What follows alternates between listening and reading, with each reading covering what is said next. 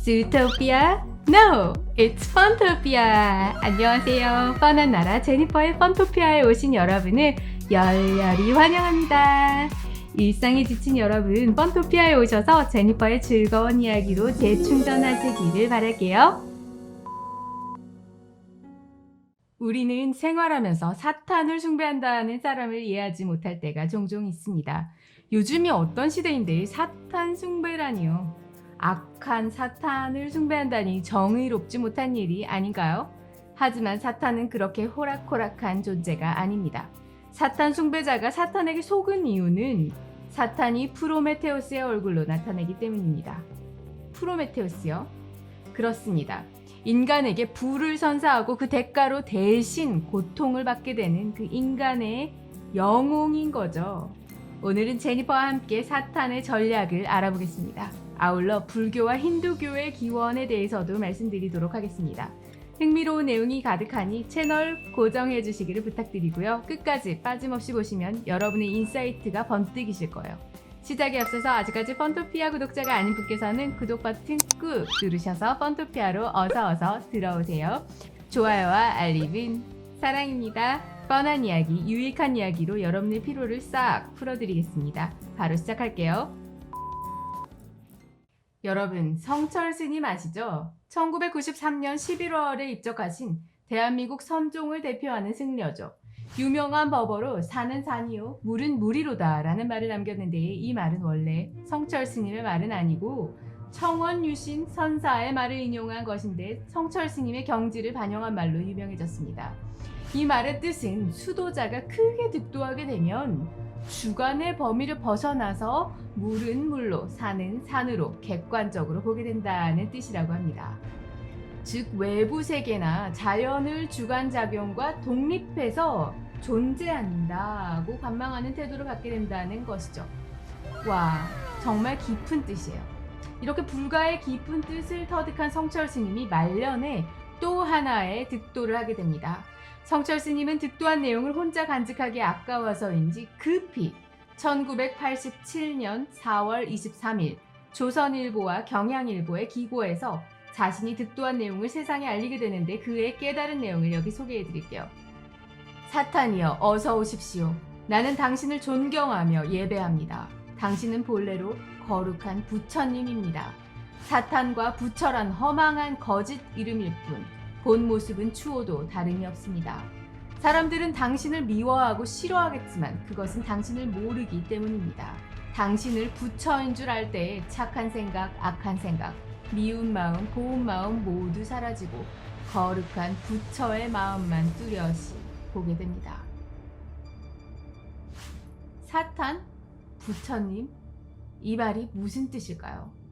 성철 스님은 깊은 사색을 통해 불교의 깊은 경지에 도달한 분이셨죠.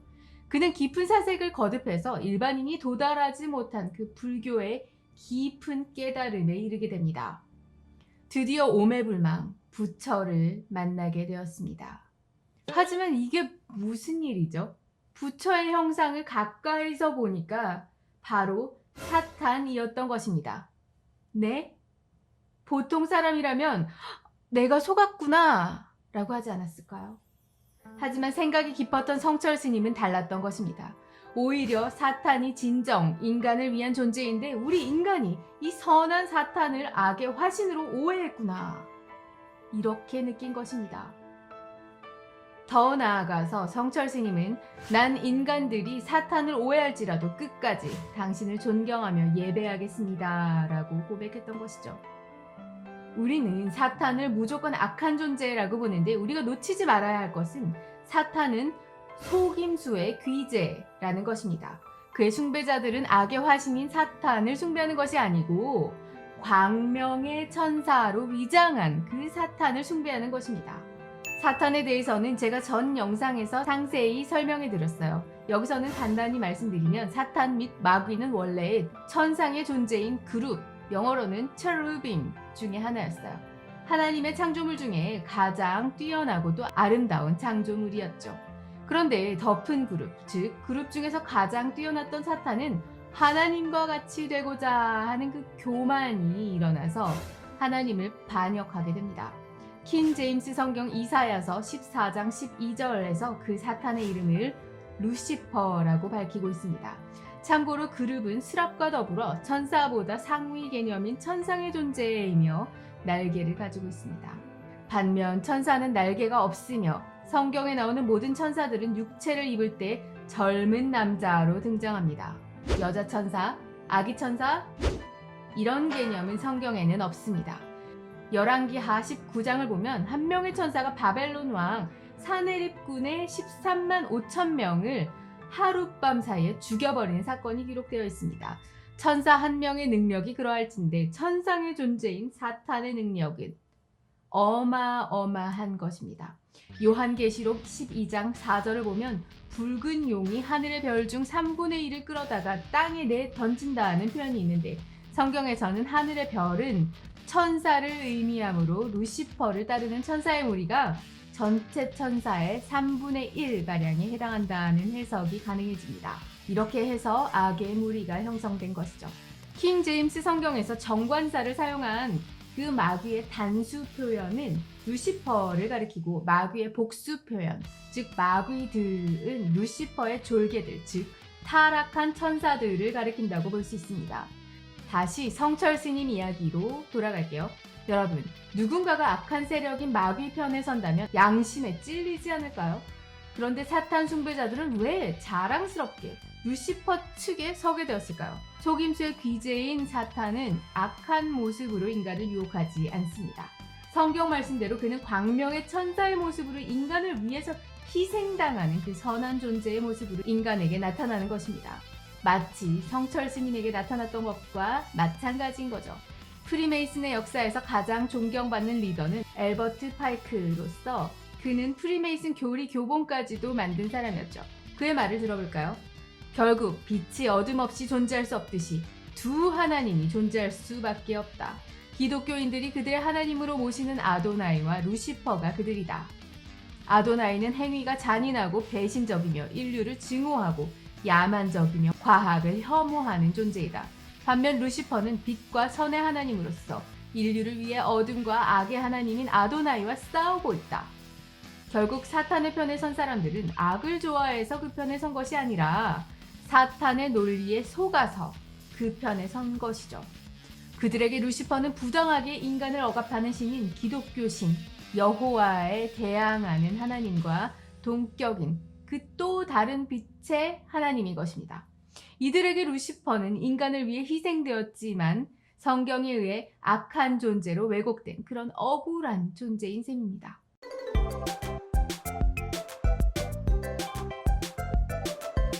성경에서 인간에게 루시퍼가 처음 등장하는 것은 선악과 사건이죠. 성경을 통해서 유추할 수 있는 선악과 사건의 진실은 다음과 같습니다. 하나님은 당신과 교제하고 사랑할 대상으로 사람을 창조하셨죠. 루시퍼는 그러니까 질투가 나는 거예요. 왜냐하면 자기는 섬기는 종으로 만들어졌고 누군가는 사랑을 받을 대상으로 만들어졌으니까요. 그래서 인간을 꼬드겨서 하나님께서 금하신 선악과를 먹게 해서 하나님을 반역하게 한 것입니다. 선악과를 먹으면 내가 죽지 않고 선악을 아는 일에 있어서 하나님과 같이 지혜로워질 것이다 라고 인간을 속인 거죠. 하지만 결과는 어땠을까요? 인간은 하나님으로부터 멀어져서 죽게 되었어요. 하나님께서 구속자이신 예수님을 보내지 않으셨더라면 전 인류는 멸망받을 수밖에 없었을 것입니다. 이 명백한 사건에 대해 사탄은 어떻게 사람들을 속일까요? 사탄은 지금까지도 선악과를 통해 인간이 지혜를 알게 되었다고 속이는 것입니다. 프리메이슨의 위대한 작업에서는 사탄을 다음과 같이 설명합니다. 사탄은 하나님의 다른 이름이며 선함, 희생, 하나님의 지혜의 상징이다. 사탄이 지혜 그리고 희생이라고요. 하나님은 인간이 지혜를 갖기 싫어해서 지혜의 선악과를 못 먹게 금지했지만 사탄 루시퍼는 자기가 하나님으로부터 저주받을 것을 알고도 뱀을 통해서 인간이 선악과를 먹게 함으로 지혜를 갖도록 했다는 것입니다.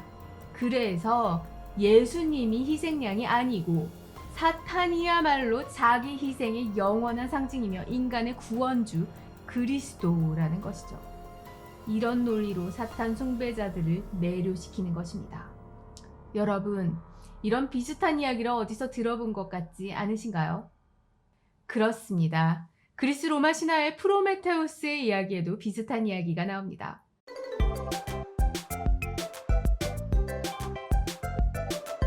그리스 로마 신화에서 프로메테우스는 진흙을 빚어서 신들의 모습과 비슷한 인간을 창조했어요. 그런데 인간에게는 따뜻한 털도, 거북이처럼 단단한 등껍질도, 독수리처럼 날카로운 발톱도 없었죠. 이에 프로메테우스는 속이 빈 회양나무 막대기 하나를 들고 하늘로 올라가서 제우스의 벼락 지팡이에서 불씨를 붙여 숨겨가지고 돌아갔습니다.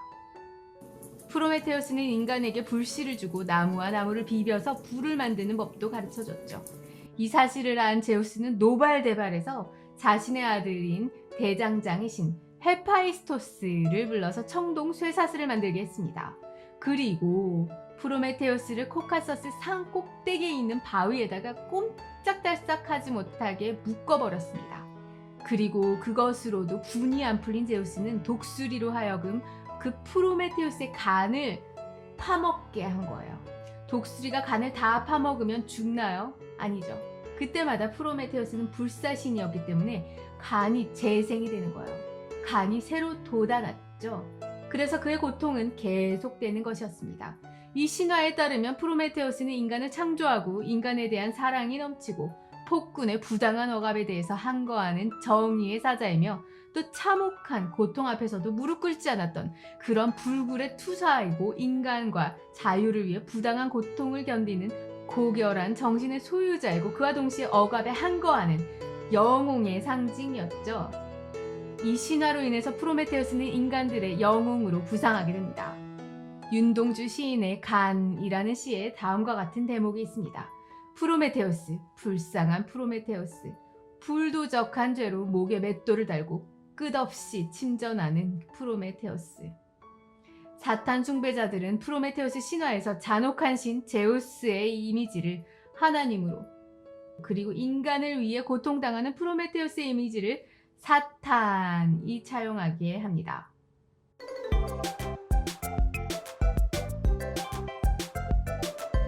저는 지난 영상에서 사탄의 형상에 대해서 말씀드린 적이 있습니다. 결론적으로 소 혹은 염소의 형상을 지니고 있었다고 말씀드렸죠. 그런데 성경에 이러한 묘사 외에도 또 다른 사탄의 형상에 대한 묘사가 있는 것을 알게 됩니다. 여기 요한계시록 12장 3절 말씀을 보실게요.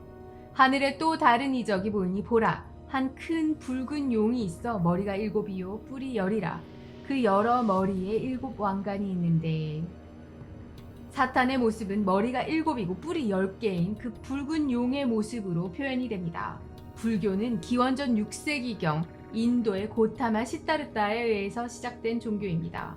불교에는 소승불교와 대승불교가 있죠. 이 중에 동남아시아 쪽으로 전파된 소승불교가 대승불교보다 불교의 원형이 잘 보존된 그런 불교라고 할 수 있습니다.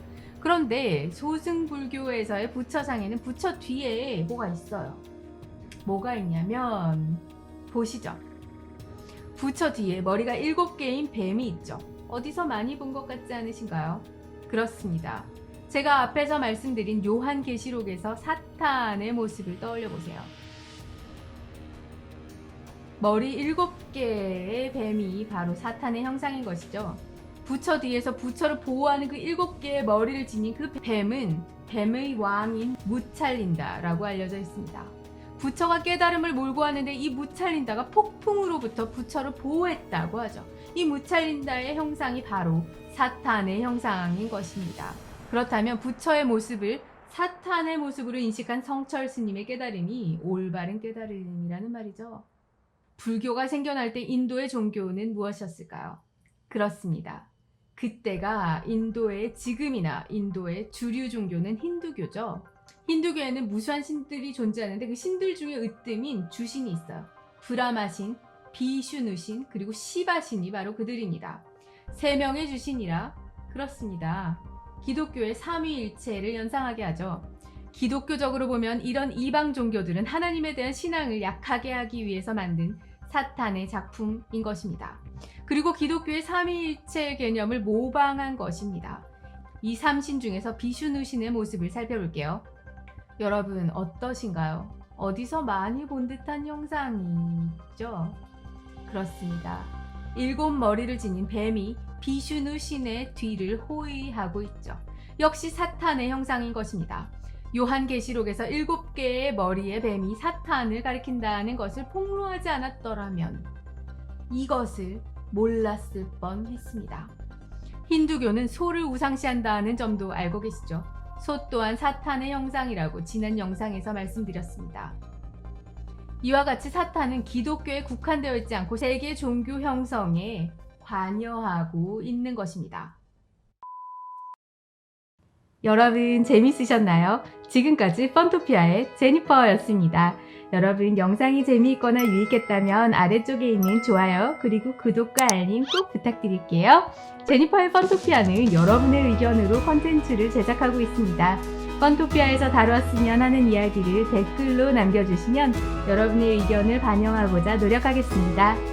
다음에는 더 재미있고 유익한 영상으로 찾아뵙겠습니다. 감사합니다. 여러분 안녕.